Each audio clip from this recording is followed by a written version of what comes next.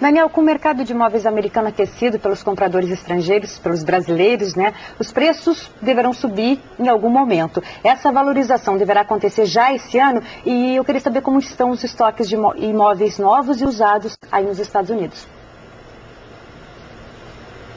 Isso é uma boa pergunta. O mercado da Flórida, especificamente, eu considero ele uma microeconomia. Eu acho que ele não representa o resto dos Estados Unidos. Então, quando você vem a Miami visitar imóveis, você vê toda essa animação, ela é justamente atraída pelo que atrai os estrangeiros à Flórida, que são as praias, o clima, a segurança.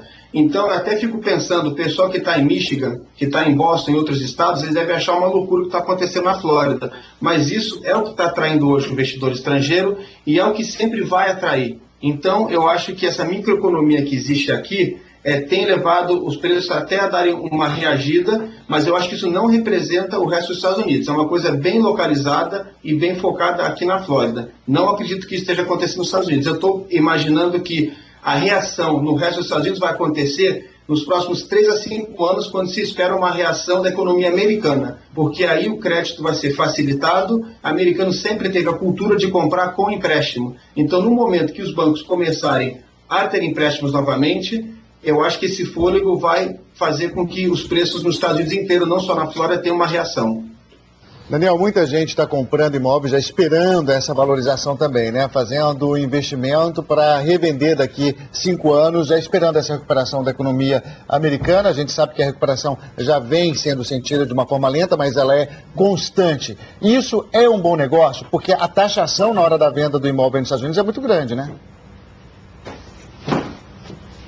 É verdade, isso é uma boa pergunta, Luciano. Na realidade, a gente tenta criar meios para que a taxação na hora da venda seja minimizada. Nós trabalhamos com advogados e criamos estruturas para tentar minimizar. Então, eu acho que isso é uma coisa a se considerar, mas eu acho que tem como minimizar isso. Então, é importante que a pessoa se instrua muito. Fale com o contador no Brasil, com o contador aqui, com o advogado, para ele entender no que ela está entrando. É um país estrangeiro, como o Cláudio mencionou, não é uma coisa que é da cultura daí. Então, é bom estar instruído para saber como entrar e, principalmente, como sair.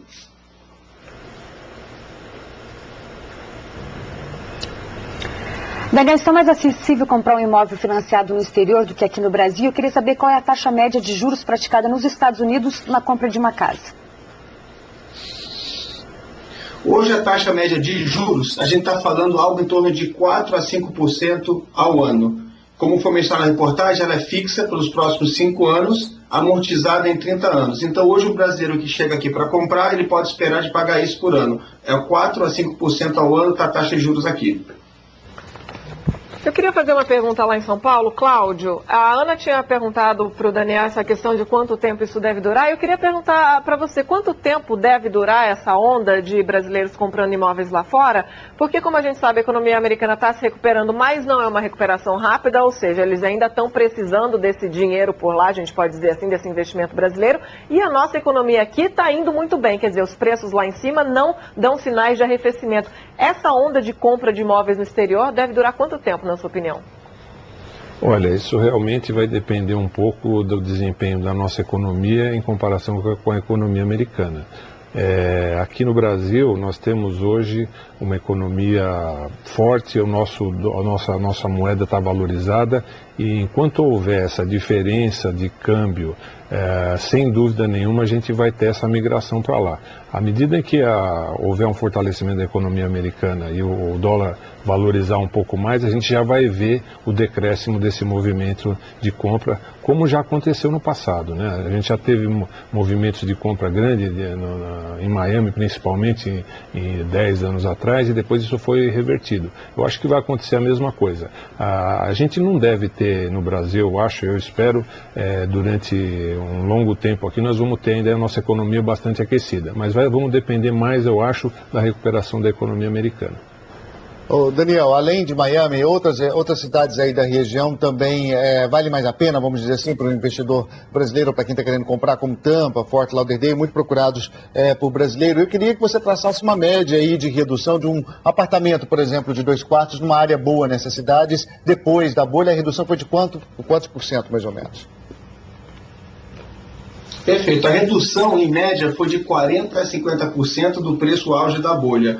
Hoje em dia eu tenho visto procura pelos brasileiros por duas cidades específicas na Flórida, que é Miami, que uma média de preço do apartamento de 2 quartos hoje está na faixa de 400, 500 mil dólares, e Orlando é outra cidade que é muito procurada. Orlando, ela é mais acessível, você consegue comprar imóveis maiores, e muitas pessoas que estão buscando em Orlando, eles estão buscando algo que eles possam alugar durante a temporada. E essa demanda é real em Orlando. A média de preço de uma casa de 2 quartos em Orlando está na faixa mais ou menos de 200 mil dólares. Então hoje a pessoa que está buscando investimento, eu tenho sentido esse movimento para as duas cidades, Miami e Orlando. E eu tenho sentido também o movimento da pessoa comprar uma casa de férias para alugar em Orlando e uma segunda casa na praia em Miami. Eu tenho bastante pessoas que têm visto essa tendência de ter casa nas duas cidades.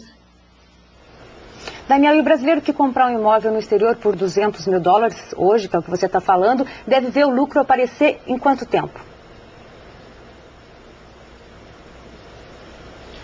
Eu estou imaginando que o lucro, na hora de sair, a gente está falando aproximadamente 3 anos, mais ou menos 3 a 4 anos. Eu acho que foi essa a pergunta, porque cortou um pouquinho. É isso que eu queria saber. Um brasileiro que compra uma casa, um imóvel por 200 mil dólares, que foi mais ou menos o que você falou, que o valor médio é esse, aí nos Estados Unidos, deve ver o lucro aparecer em quanto tempo?